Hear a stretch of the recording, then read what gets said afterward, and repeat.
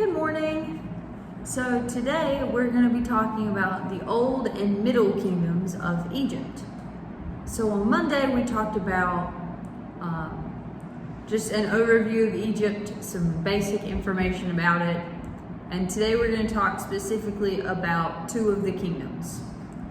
So I told you that we might put them together because these two kind of overlap. They have a lot of the same kings and they do a lot of the same things. So we're going to talk about them together. Also, if I cough in this video a little bit or I still sound kind of funny, I'm sorry. I still have a cold.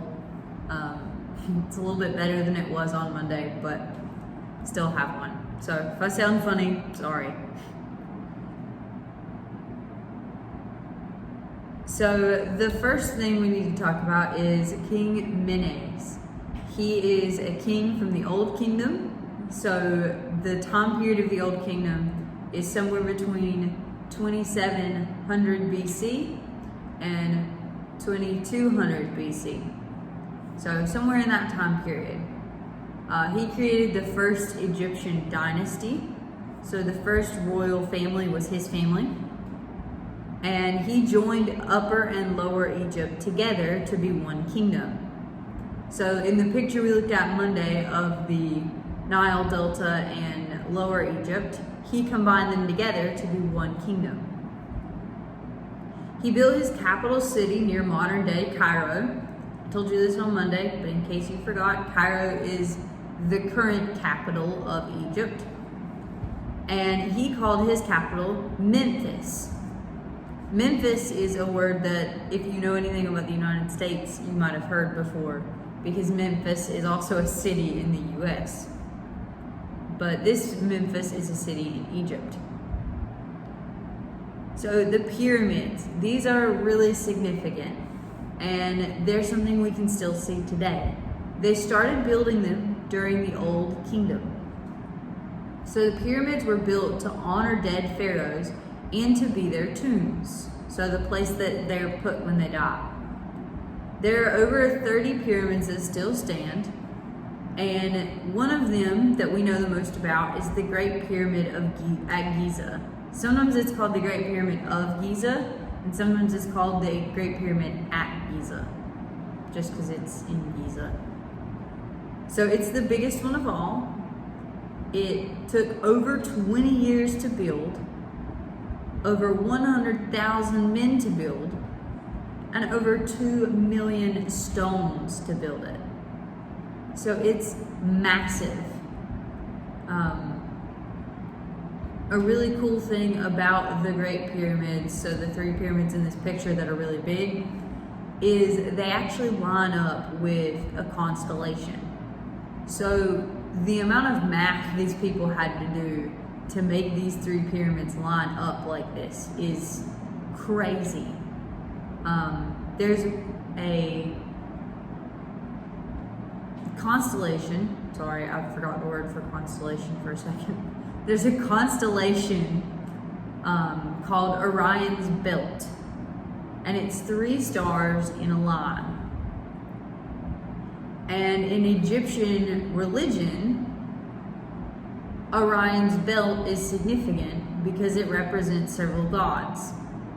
And so they wanted to line the pyramids up with that constellation because they saw it in the sky and it came around every year and it helped them mark the years. And it helped them mark the time. Because you can watch the constellations move in the sky. And so they figured out the math to line these up so that they're in the same position as the constellation. And it's really, really cool to think about the fact that these people were watching the stars and the planets and lining up things they were building with the stars and planets. That takes a lot of math to do. So not only were they building pyramids, they were also building other things. One thing we know is that during the flooding season, the farmers couldn't farm because obviously their farms were flooded during flooding season. So they worked on building projects like pyramids or the Sphinx. We also think that the farmers might have been a mix of free people and slaves. So if you've read the book of Exodus in the Bible, we know that the Egyptians kept the Hebrews as slaves. So this tells us that during part of the year, the Hebrews might have been farmers and working on the land, and then the other part of the year they were building pyramids and things.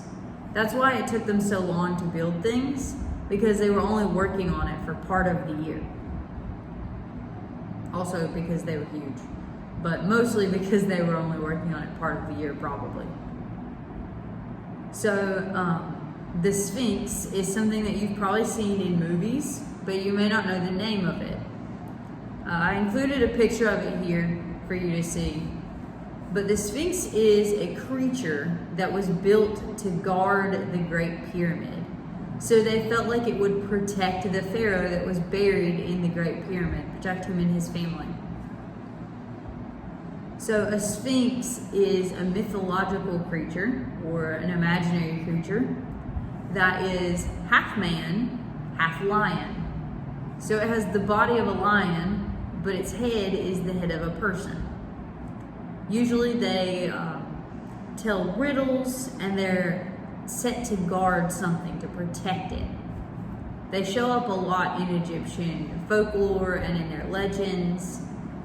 So we know a bit about them, but we don't know a ton about them. But we know that this one was built to kind of protect the pyramid.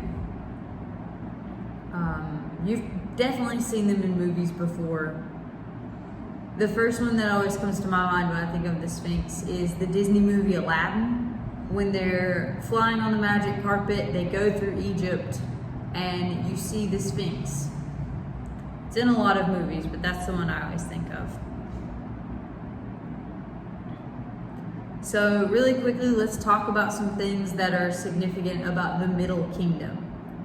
So the pyramids were being built during the Old and Middle Kingdom, and the dynasty that we talked about was happening in the Old Kingdom, and the Middle Kingdom is carrying on the dynasty tradition, but it's a new family. So the Middle Kingdom was from 2100 BC to about 1800 BC. We think somewhere around in there.